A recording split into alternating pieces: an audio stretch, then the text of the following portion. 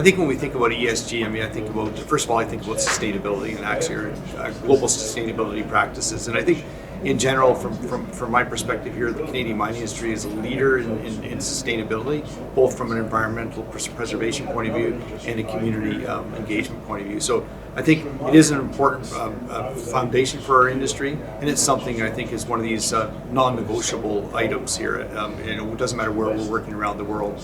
I mean, obviously there is a fair drive from an ESG point of view towards a net zero world.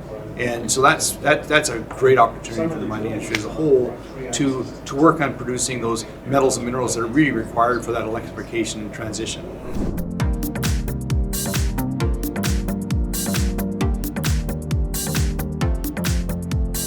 Yeah, so I think first off, I mean, I view mining and modern mining as a high-tech business.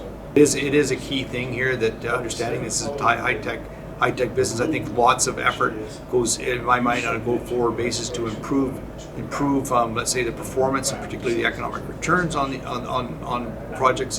Is really working with the data that we collect. We collect so much data in mining operations, and being able to analyze that data and get meaningful improvement out of your machinery based on that data, those data analytics. So whether it's data analytics, whether it's AI to truly understand that, and that will really help drive value in the industry going forward.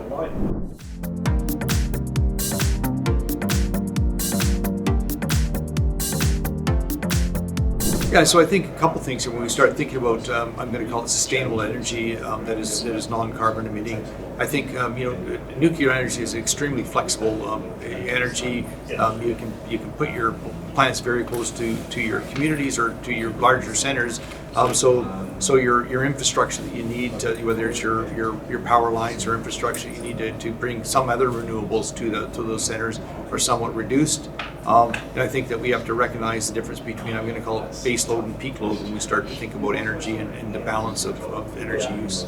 So absolutely, when you're thinking about remote northern communities where there's lack of infrastructure, etc., having essentially the ability to bring unitized reactors in or any sort of infrastructure you can bring in to improve the conditions of those communities, to give them sustainable power and to help I'm going to call it drive economic development in those communities is a big win. And I think that when we start thinking about technology development, it is a big plus for how we think about northern communities.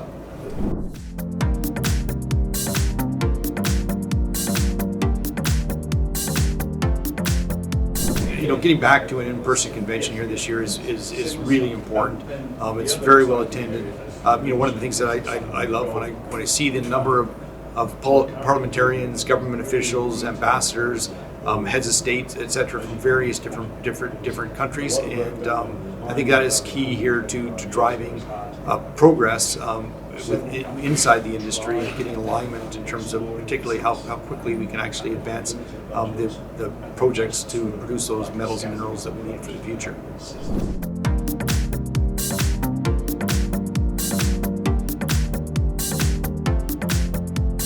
Absolutely excellent. And Peru is a really well-endowed country when it comes to a number of minerals and metals that are required here to transition ourselves to a net zero future.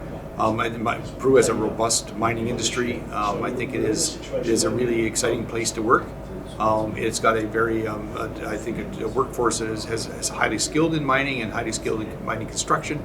And I think the key thing here is as in any jurisdiction, when we see companies working with communities, ensuring that engagement is done, that they have that access to the land they need, and then from a permitting perspective, governments facilitate that permitting to allow the mines to be developed in a timely fashion.